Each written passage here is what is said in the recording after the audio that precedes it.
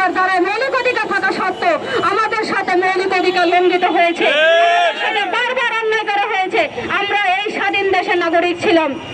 তারপরও আপনারা দেখেছেন যখন গণভবন ছাত্ররা ঘেরাও করেছিল, সেখান থেকে প্রায় 350-এরও বেশি অ্যাডমিট কার্ড পাওয়া গেছে, যেখানে পরিচয় ছিল রেফারেন্সে চাকরি হয়েছে এবং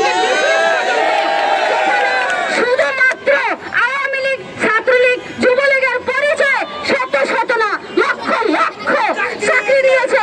এই সমস্ত বন্ধনের কারণে আমরা মেধাবীরা 30-31টা ভাইবাজও আমাদের চাকরি হয়নি। আপনারা দেখেছেন পিএসসিকে যাকে সারা বাংলাদেশের মানুষ আশ্রয়স্থল মনে করত, সেই আবুদ কাকুর থেকে লক্ষ লক্ষ জনগণ প্রশ্ন কিনে চাকরি পেয়েছে।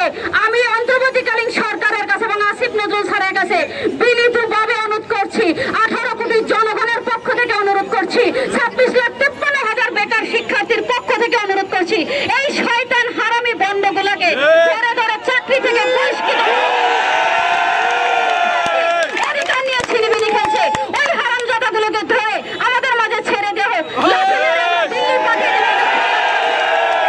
বাংলাদেশে আমরা থাকতে দেবো না।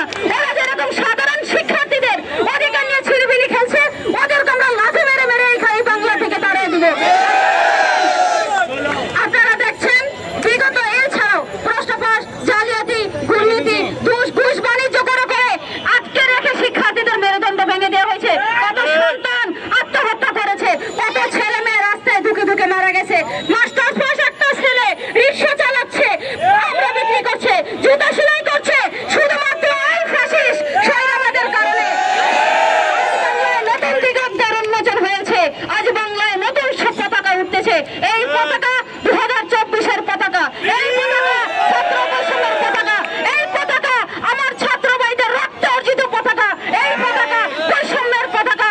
এতদিন আমরা যারা 71-এর যুদ্ধ দেখিনি বলে আফসোস করেছি, আজ আমরা বুক ফুলিয়ে বলতে পারি 71 দেখিনি, 24 দেখেছি, স্বাধীন করেছি, বৈষম্য মুক্ত করেছি এই বাংলাকে।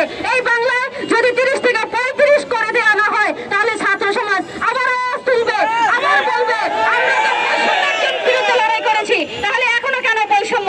অন্তর্বর্তীকালীন সরকারের 2 জন উপদেষ্টা রয়েছে যারা ছাত্র, এবং আপনারা জানেন এই ছাত্রদেরকে নিয়ে এই রাষ্ট্র গঠন হবে।